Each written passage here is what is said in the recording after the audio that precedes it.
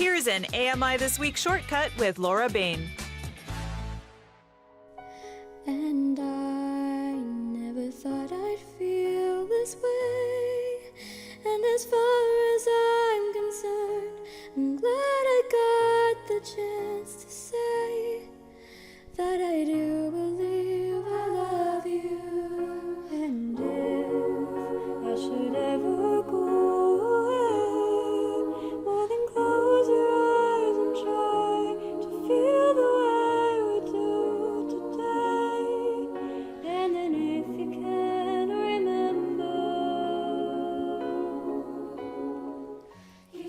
That's the sound of Sing for Serenity Choir, an international online choir for the blind. Kaylee Brindle of Freehold, New Jersey, who started the small local choir as a school project, has been amazed at how it's grown. I said, you know what, let's just make it online. Let's just make it national. So it grew into this national organization. And we had our first member from outside the United States express an interest in joining. And so it became an international online choir for the blind. And as the years have passed, our membership has continued to grow. Over quarantine, we have had such an interest because now everyone is discovering what virtual choir technology has become and what we can produce in an age where music is so critical to, keeping everyone's spirits up. So we now have 15 countries represented, over 100 members, and we are expanding every day. Jennifer McNeil Noble of Halifax, Nova Scotia, joined the choir a few months ago.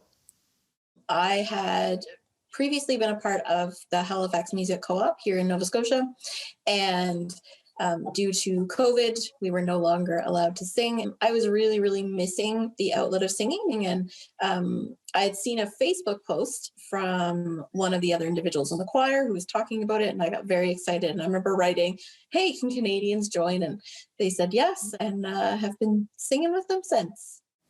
Kaylee, how does the choir work logistically?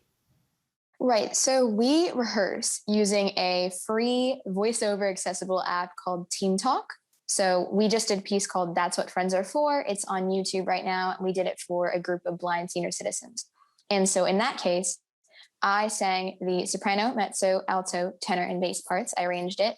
And then for individualized sections, I would mute every other part except the one that I was creating the track for. So then I would send that, and the section leaders would, teach that to their members. And then I would establish a due date that recordings had to be sent in by, and our members would record themselves singing to the track of me singing. And then we have a team of blind editors who would compile all those recordings together and make the final choral project. For good times and bad times, I'll be on your side forevermore.